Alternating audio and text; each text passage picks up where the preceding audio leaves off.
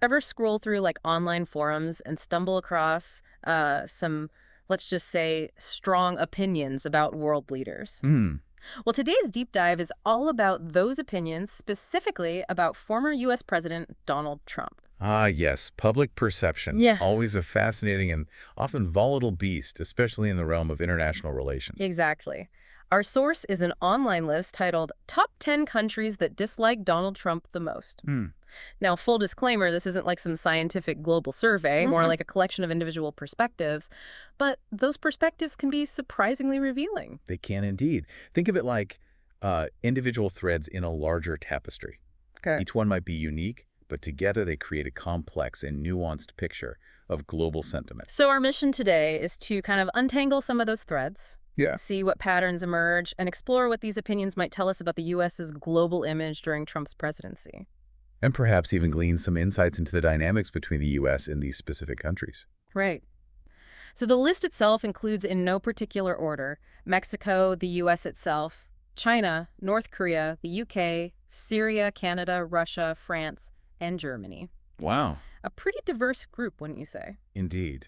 And some might raise an eyebrow at a few of these. North Korea, for example, often presented a rather uh, complex relationship with Trump. Yeah, there's even a comment suggesting Russia might have liked Trump, which He, contradicts the whole premise of the list. right. It just goes to show how public opinion can be anything but monolithic. Exactly. Public perception is rarely black and white, especially in the realm of international relations. Right. These seemingly contradictory opinions actually highlight the need for a deeper dive, wouldn't you say? Absolutely. So let's start unpacking some of these countries and see what we can learn. Okay. First up, Mexico. The list brings up familiar tensions, the border wall, immigration policies, that complex history between the U.S. and Mexico. Hmm. One comment even talks about taking back Mexican labor and culture, linking current sentiments to a much longer historical narrative. That historical context is key. For many in Mexico, Trump's policies and rhetoric may have been perceived as a continuation of a pattern, perhaps even an escalation of historical tensions and economic imbalances.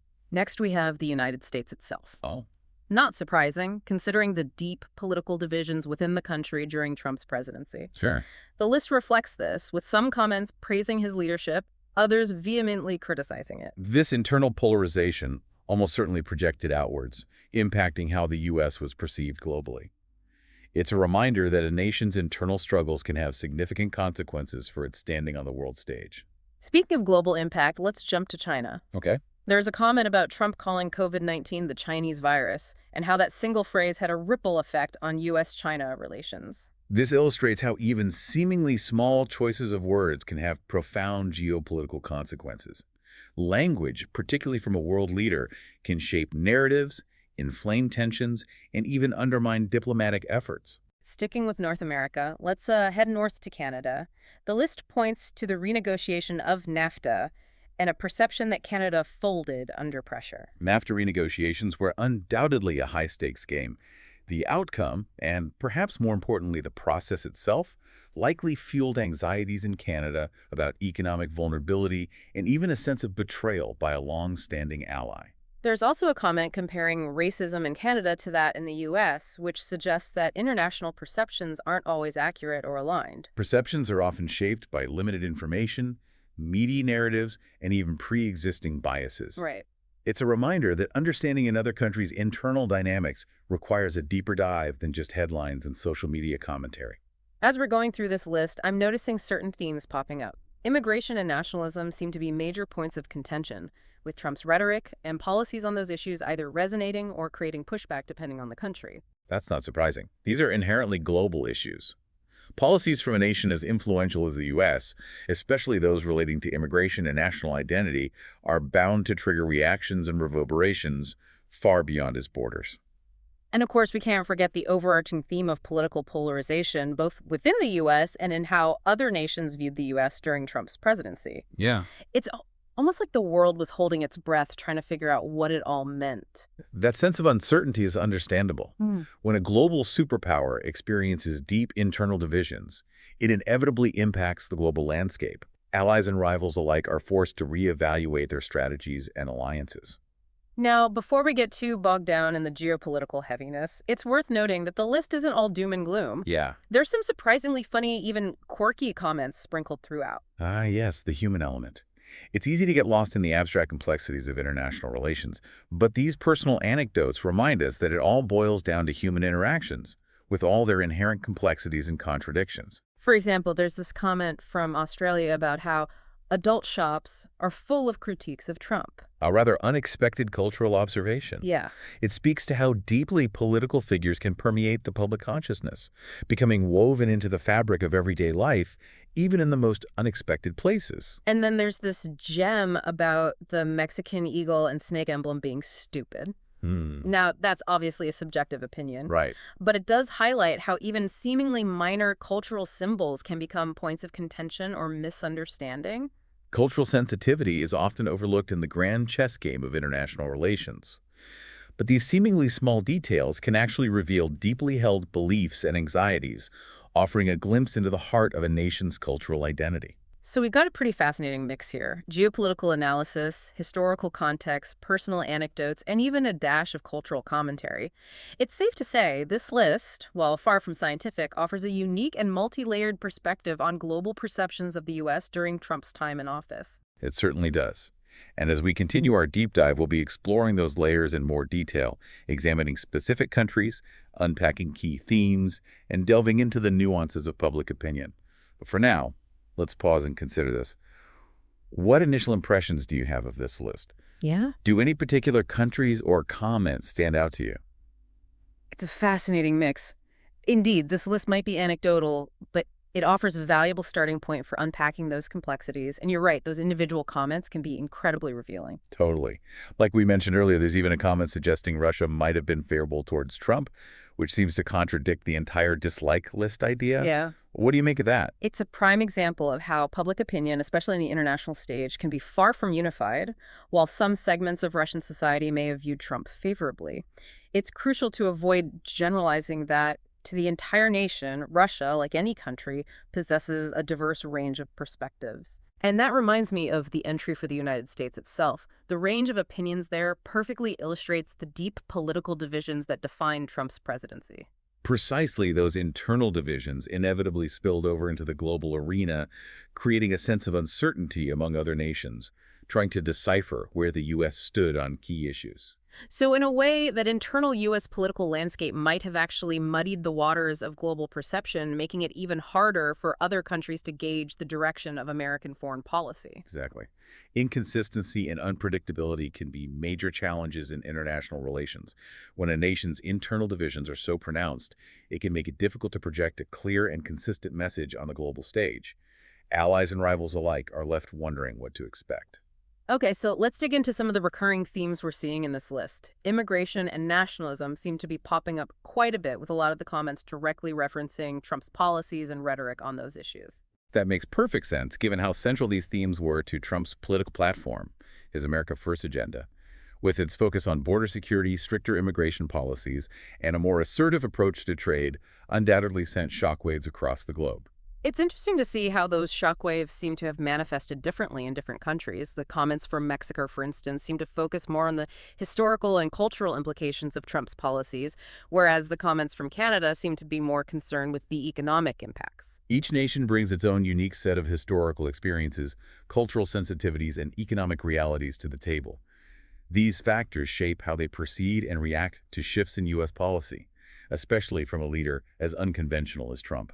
NAFTA renegotiations are a perfect example of that. The list mentions Canada folding under pressure, which suggests a feeling of vulnerability, maybe even a sense of betrayal from a long-standing ally. NAFTA and trade deals in general often become lightning rods for broader anxieties about economic fairness, national sovereignty, and even cultural identity.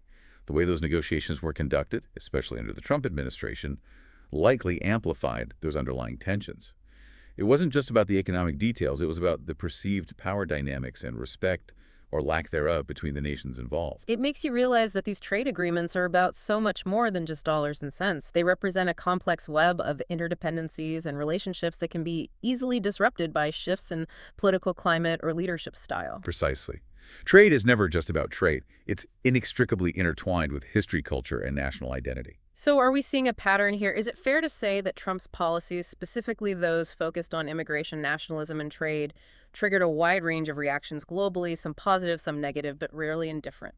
I'd say that's a reasonable assessment. Trump's foreign policy approach, often characterized by a departure from traditional norms and a willingness to challenge long-standing alliances, inevitably generated a sense of uncertainty and volatility on the world stage. Speaking of volatility, the comment about Trump labeling COVID-19 the Chinese virus really highlights how much weight even a single phrase can carry on the global stage. It's a stark reminder of how language can be weaponized in international relations. Trump's rhetoric, known for its directness and occasional disregard for diplomatic nuance, often led to misunderstandings, heightened tensions, and even accusations of prejudice. And those kinds of statements, once made, can be incredibly difficult to retract or soften. They can damage trust and create lasting scars on relationships between nations. Absolutely. They contribute to a narrative that becomes ingrained in public perception, shaping how countries view each other and influencing their future interactions. Rebuilding trust after such breaches can be a long and delicate process. So this list, while simple on the surface, is actually a gateway into a much deeper and more intricate story about how the U.S. was perceived during Trump's presidency. Precisely. It's a story about the interplay of domestic politics and foreign policy, about the power of rhetoric and the importance of cultural sensitivity, and ultimately about how individual opinions can contribute to the larger mosaic of global perceptions. And it's a story that continues to unfold, right? The aftershocks of Trump's presidency are still being felt on the world stage, and it will be fascinating to see how those perceptions evolve in the years to come. Indeed, one of the most intriguing aspects of studying international relations is its dynamic nature. Perceptions shift, alliances evolve, and new challenges emerge. This list offers a snapshot in time, a single chapter, in a much larger and constantly evolving narrative. Okay, before we wrap up this part of our deep dive, I can't help but circle back to some of the more lighthearted comments on this list. The one from Australia about adult shops and their apparent abundance of critiques of Trump is just too good to ignore. Ah, yes. A delightful example of how humor and cultural quirks can find their way into even the most serious of topics. It's a reminder that even in the midst of geopolitical complexities, there's always room for a bit of levity and human connection. Indeed, humor can be a powerful tool for diffusing tension, building bridges, and reminding us of our shared humanity, and sometimes it can simply offer a much-needed chuckle in the face of seemingly insurmountable challenges. So while this list might not be the most scientific analysis of global sentiment, it has certainly given us a lot to chew on. We've explored the impact of domestic politics on international perceptions, the role of language and cultural understanding in shaping relationships between nations, and the importance of acknowledging the diversity of opinions within and between countries. And as we move into the final part of our deep dive, I think it's worth considering a broader question. What are the lasting implications of these perceptions? How might they shape future interactions between the U.S. and the countries on this list? And perhaps even more importantly, what lessons can we learn from this exploration of global sentiment that might help us navigate the complexities of an increasingly interconnected world? Those are fantastic questions to ponder. It really makes you think about the long game of international relations, doesn't it? How something as seemingly fleeting as public opinion can actually have a ripple effect for years to come. It absolutely does, and it underscores the importance of understanding those perceptions even when they're critical or challenge our own assumptions. It's about acknowledging that the way we project ourselves on the world stage matters, our policies, our rhetoric, even our cultural nuances. It's like we've been saying throughout this deep dive, you can't really separate domestic politics from foreign policy anymore. What happens within a country's borders inevitably impacts how it's perceived and interacts with the rest of the world. Precisely. And in the case of the U.S., a nation with such global influence, those internal dynamics are magnified on the world stage. Think back to those comments about Trump's personality and leadership style. Those personal characteristics became almost inseparable from his political brand, shaping how the U.S. was perceived during his presidency. Right, like that comment from the list about Mexico needing to take back their labor and culture, it feels like a direct response to Trump's rhetoric about building a wall and his overall stance on immigration. Exactly. It highlights the power of language and how it can be perceived as either inclusive or exclusionary, in this case, Trump's language, which often emphasized a strong sense of national identity and border security, likely resonated with some segments of the U.S. population, while alienating others both domestically and internationally. And it wasn't just Mexico, right? We saw similar sentiments expressed in comments from Canada, France, to Germany. It seemed like a lot of countries were feeling uneasy about Trump's approach to global relationships. That unease likely stemmed from a perceived shift in U.S. foreign policy priorities.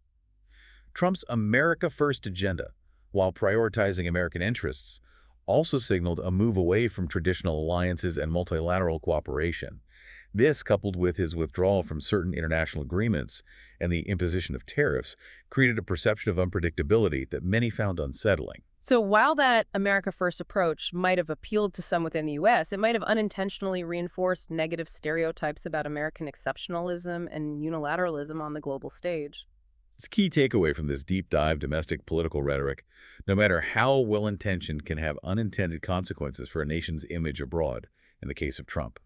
His assertive and often confrontational style may have played well with some segments of the U.S. electorate, but contributed to a sense of distrust among many international observers. This whole conversation has really underscored the importance of considering those multiple perspectives, even the ones that might be critical of the U.S.